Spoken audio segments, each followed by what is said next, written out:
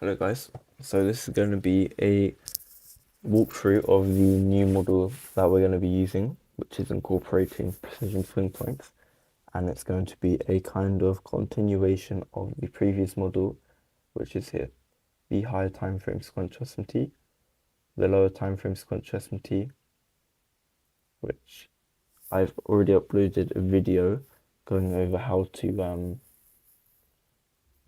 use that. So I recommend you watch that video first if you haven't already. And it's going to be building the foundation of this new model. So we had two stages in the original model, and we're going to have two stages in regards to precision swing points. So higher time frame and then lower time frame. And this is to do with that whole idea about predicting PSPs and sniper entries, which is something I've also made a video about. So I definitely watched that on WOP.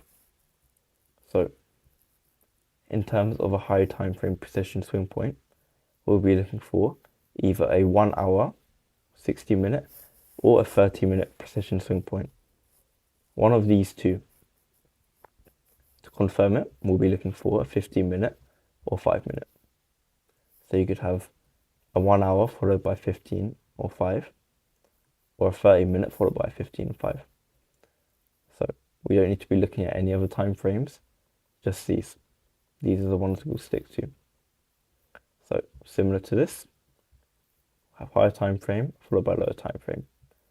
So you'd be wanting to look for things like weekly cycle and 30-minute, followed by maybe daily cycle and 5-minute. Hope that makes sense. So I'll go into an example of this here. First chart is a higher time frame chart, where we have a higher time frame sequential SMT and a higher time frame PSP. So in this example, I drew out the previous day low of, I think it was a couple of weeks ago. So we have previous day low of NQ, ES, and YM is clearly trading below.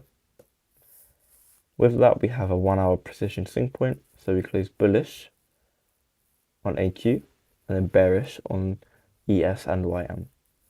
Kind of, that's the first stages of the model.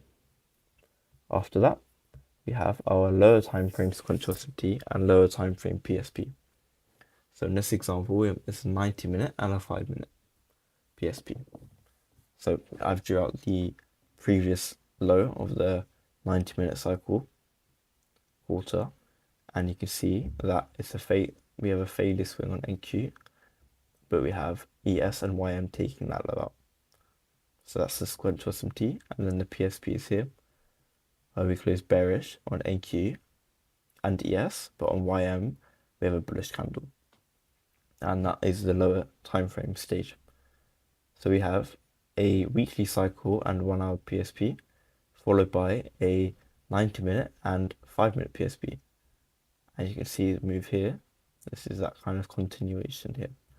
So this is what we could look for. We'd be looking for a trade in here to catch this move.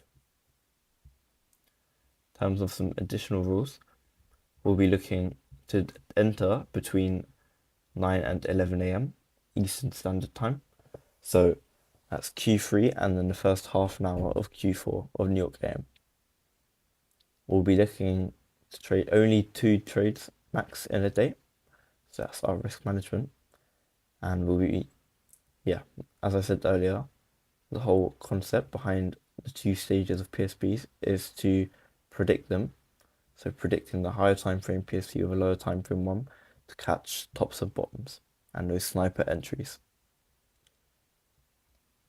Then the 30-minute PSPs that we'll be looking for or be paying more attention to are the 8:30 and 9 a.m.